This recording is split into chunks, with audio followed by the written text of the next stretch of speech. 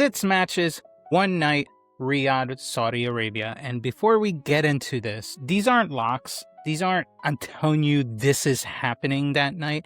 These aren't the outcomes I'm pulling for as a fan. The ones that, if they happen, make me go, yay, that's the story.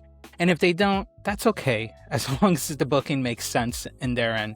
As always, welcome to the Tea Drop, where the brew is strong and there's lots to talk about. Let's get into this. Today we're going through all 6 Night of Champions matches, but I'm not just listing the picks. I'm walking you through this card the way the PLE should flow, in my opinion. Opener to main event. What I want from each match, why the story earns it, and what the alternative looks like if WWE goes the other way. Because a few things can happen at the same time.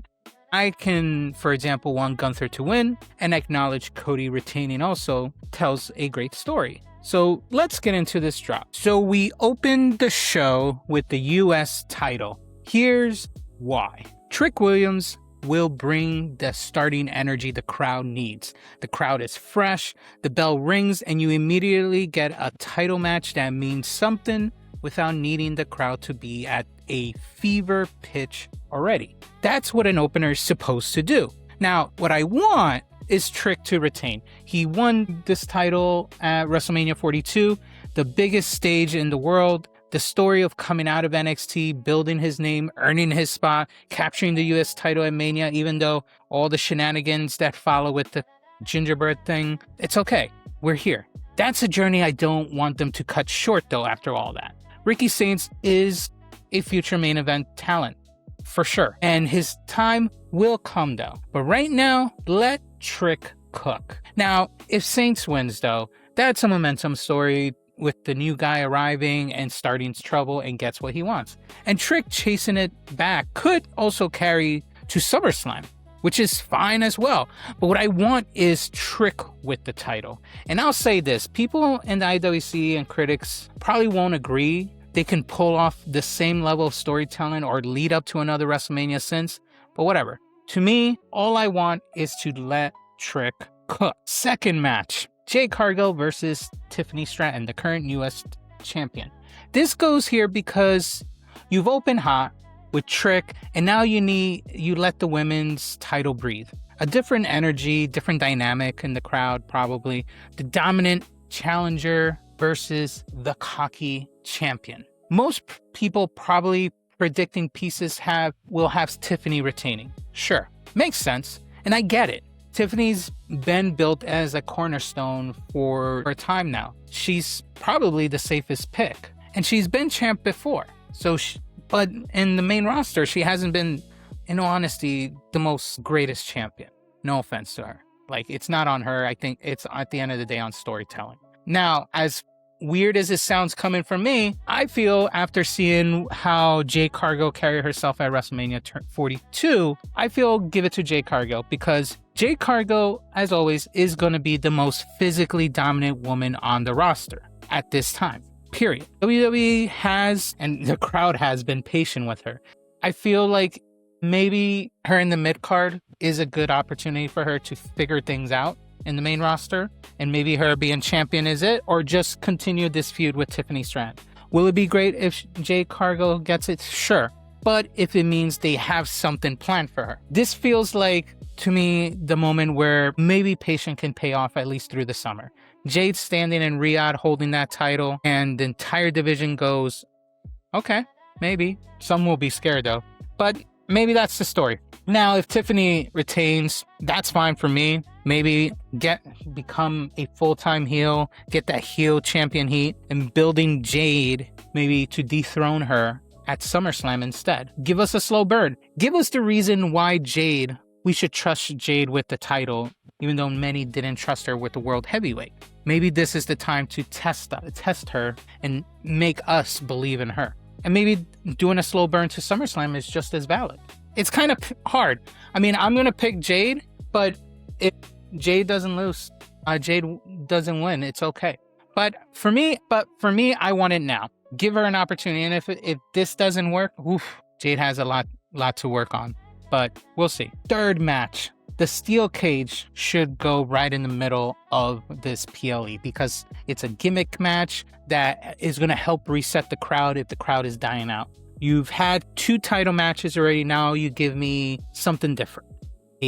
More of a structural match with a weapon, which is the cage. And the cage is it feels like a mid of the card attraction that keeps the energy from dipping. It helps bring it up if needed for the next few matches for the end of the card. Now, what I want is obviously Seth Rollins walks out because then we have it one each, right? A cage is supposed to settle things, no interference, just 2 men. And Seth is 4-0 in a steel cage match. Now, if Michael Cole says tomorrow that Seth Rollins is 4-0 in a steel cage match, you already know he's going to lose. And if that's the case, that means in this whole rivalry with Bron Breakker, now Bron is 2-0.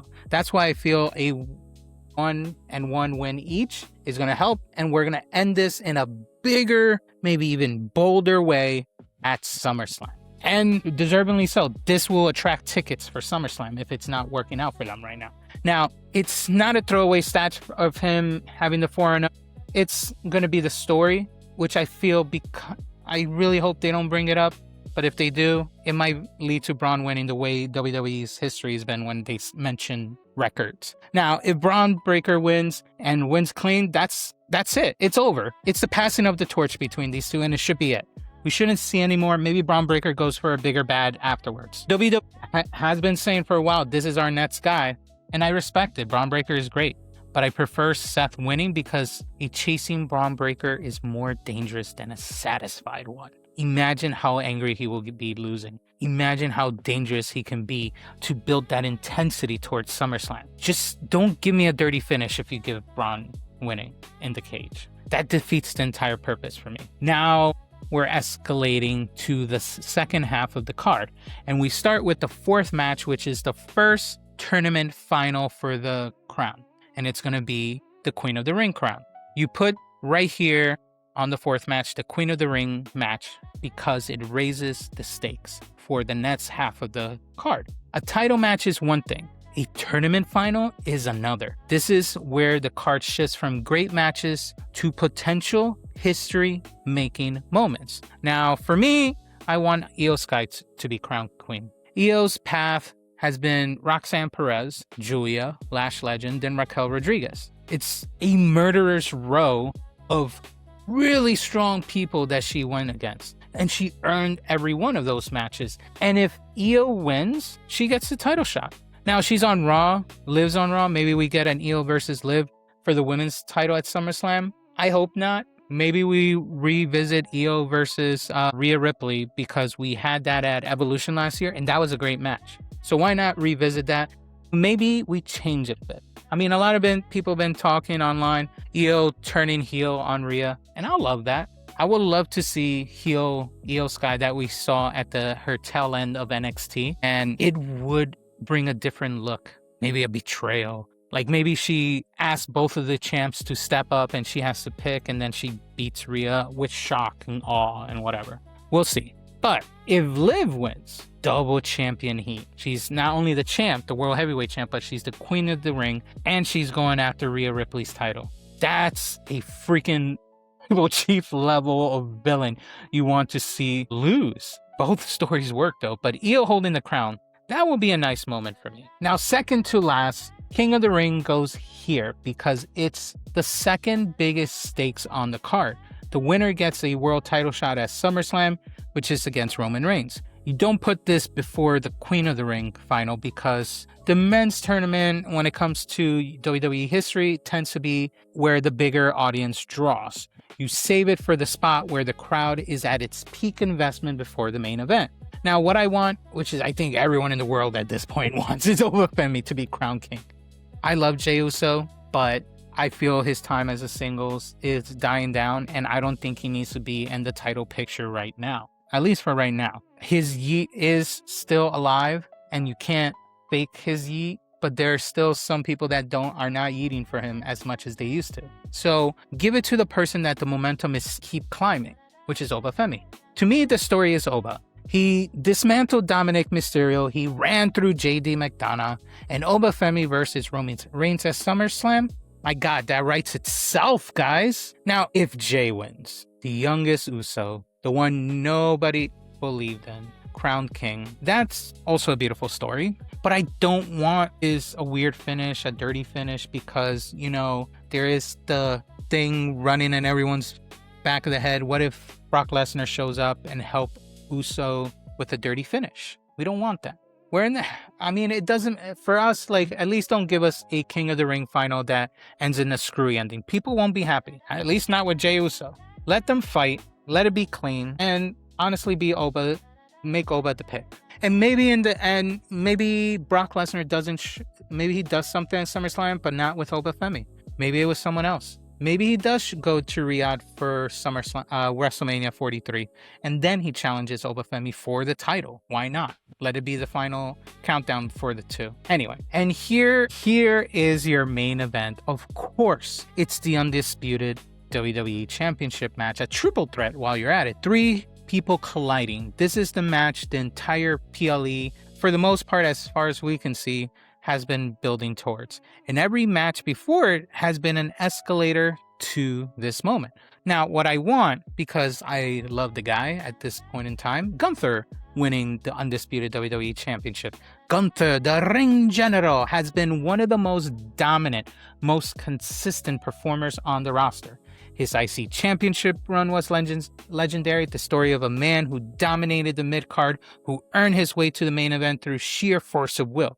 Gunther holding the top title again is the payoff to years of work again. And now, not only did he hold the world heavyweight, now he holds the WWE Championship.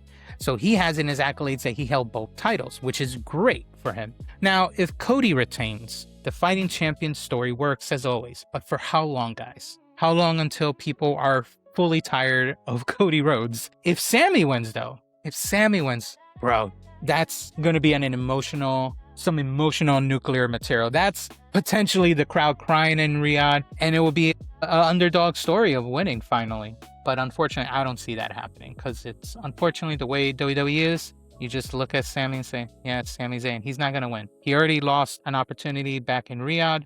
He's going to lose it again this time. Back in Riyadh for Royal Rumble, and he's going to lose it again this time. But the ring general as champion, to me, that feels right. We need a heel top champ. We don't really have one, in my opinion. Roman is like borderline heel and face, and we just need a heel. Maybe a heel will draw people to watch SmackDown, in all honesty. We'll see. And I feel Gunther defending the title at SummerSlam against maybe Cody as in a rematch, or maybe Sami again with a grudge, fine. Either way, that's an appointment for high viewership, in my opinion, because Gunther as heel champ is always good for business. But anyway, so here's the top card from top to bottom. Trick retains to open the show. Jade captures the Women's US title. Seth survives the cage. Iyo becomes Queen of the Ring, Oba becomes King of the Ring, and Gunther takes the Undisputed WWE Championship in the main event. But here's the point. If none of this happens, I'm okay with that. As long as the story makes sense of what. As long as the booking has a reason. And as long as there's fun and there's a thread I can follow from Night of Champions to SummerSlam. Because that's what being a fan base is about. You root for the outcomes that move you, but at the end of the night, if the story is told well, you should respect the craft. 6 matches, 6 outcome I'm pulling for, ordered the way the card I believe should flow. Drop your thoughts in the comments. What do you want to see at Night of Champions? Are you Team Gunther, Team Iyo? And does anybody else want Jade to get her moment? Or am I out here by myself? Let me know below. And as always, if the tea hit right, hit the like and subscribe, and I'll see you on the next video.